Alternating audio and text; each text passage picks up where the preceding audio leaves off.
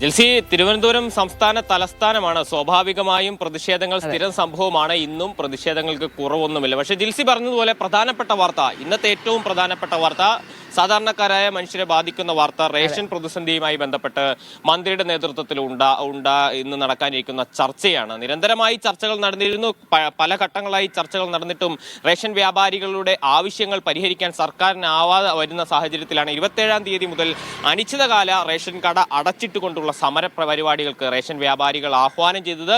ഇത് ഒഴിവാക്കാനുള്ള കഠിന ശ്രമമാണ് ഭക്ഷ്യമന്ത്രിയുടെ നേതൃത്വത്തിൽ നടക്കുന്നത്. കഴിഞ്ഞ തവണ മാധ്യമങ്ങളെ കണ്ടപ്പോൾ ഭക്ഷ്യമന്ത്രി പറഞ്ഞത്, ഞാൻ നേരിട്ട് കണ്ട് സംസാരിച്ചിട്ട് അവർക്ക് ബോധ്യമായിട്ടില്ല സർക്കാരിന്റെ പ്രശ്നങ്ങൾ, അതുകൊണ്ട് ധനമന്ത്രിയുടെ കൂടി സാന്നിധ്യത്തിൽ ഒരു ചർച്ച നടത്തി സർക്കാരിന്റെ സ്ഥിതി, സാമ്പത്തിക സ്ഥിതി അടക്കമുള്ള പ്രശ്നങ്ങൾ ഈ റേഷൻ വ്യാപാരികളെ ബോധിപ്പിക്കാനുള്ളൊരു ശ്രമമാണ് നടത്തുന്നത് എന്ന രീതിയിലാണ്. അതിന്റെ ഭാഗമായിട്ടാണ് ഇന്ന് 2 മണിക്ക് ഓൺലൈനായി യോഗം ചേരുന്നത്. റേഷൻ വ്യാപാരികളുടെ പ്രതിനിധികളും ധനമന്ത്രിയും ഭക്ഷ്യമന്ത്രിയും ഓൺലൈനായി ഈ യോഗത്തിൽ പങ്കെടുക്കും.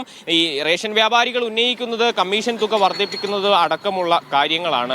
വേതന വ്യവസ്ഥയിലടക്കം വർധനമുണ്ടാകണം എന്ന കാര്യങ്ങളാണ്. ഇത്തരം കാര്യങ്ങളൊക്കെ സംസ്ഥാനത്തിന്റെ സാമ്പത്തിക സ്ഥിതി മെച്ചപ്പെടുമ്പോൾ അനുഭാവപൂർണ്ണം പരിഗണിക്കാം എന്ന നിലപാടാണ് ഭക്ഷ്യമന്ത്രിക്ക് ഉള്ളത്. ഈ ഘട്ടത്തിൽ അത്തരത്തിലൊരു തീരുമാനത്തിലേക്ക് പോകാൻ കഴിയില്ല എന്ന അവസ്ഥയുണ്ട് എന്ന് ഭക്ഷ്യമന്ത്രി ചൂണ്ടിക്കാണിക്കുന്നുണ്ട്. സാധാരണക്കാരുടെ അന്നം മുട്ടിക്കുന്ന ഒരു നിലപാടിലേക്ക് റേഷൻ വ്യാപാരികൾ പോകരുത് എന്ന അഭ്യർത്ഥനയും ഭക്ഷ്യമന്ത്രി ഇതുമായി ബന്ധപ്പെട്ട് മുന്നോട്ട് വയ്ക്കുന്നുണ്ട്. ഏതായാലും ഇന്നത്തെ ചർച്ച ഒരു തീരുമാനം ഉണ്ടാകുമെന്നാണ് പ്രതീക്ഷിക്കുന്നത്. 27-ാം തീയതി മുതൽ കട അടച്ചിട്ടാൽ സാധാരണക്കാർക്കടക്കം വലിയ പ്രതിസന്ധി ഉണ്ടാകുമെന്നുള്ളത് ഉറപ്പാണ്. മറ്റൊന്ന്, ജിൽസി പറഞ്ഞതുപോലെ പ്രതിഷേധമാണ്.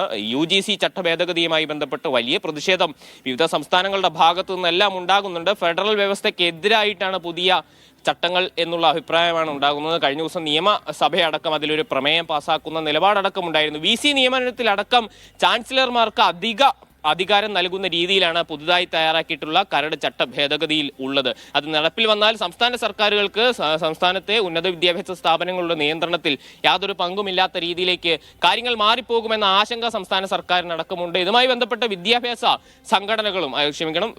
സംഘടനകളും സമരത്തിലേക്ക് പോവുകയാണ്. അതിന്റെ ആദ്യഘട്ടം എന്ന നിലയിൽ ഇന്ന് AASFന്റെ രാജ്ഭവൻ മാർച്ചാണ്. പുതിയ ഗവർണർ സ്ഥാനമേറ്റതിനു ശേഷം നടക്കുന്ന, ഒരുപക്ഷെ രാജ്ഭവന് മുന്നിൽ നടക്കുന്ന ആദ്യത്തെ സമരമായിരിക്കും എന്ന് തോന്നുന്നു.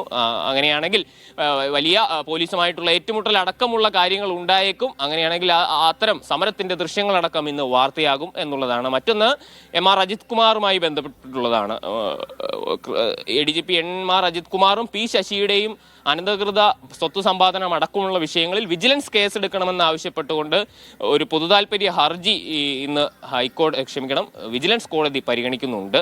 ഇതുമായി ബന്ധപ്പെട്ട ഒരു പ്രാഥമിക റിപ്പോർട്ട് സമർപ്പിക്കാൻ വിജിലൻസിനോട് ആവശ്യപ്പെട്ടിട്ടുണ്ട്. ഈ റിപ്പോർട്ട് സമർപ്പിച്ചിട്ടുണ്ട്. ഇത് പരിഗണിച്ചുകൊണ്ട് കേസെടുക്കണോ വേണ്ടയോ എന്നുള്ള കാര്യത്തിലടക്കം വിജിലൻസ് കോടതി തീരുമാനമെടുക്കും. ആ കോടതി തീരുമാനവും ഇന്ന് ഒരു പ്രധാനപ്പെട്ട വാർത്തയായിട്ട് ഉണ്ടാകും. ജിൽസി.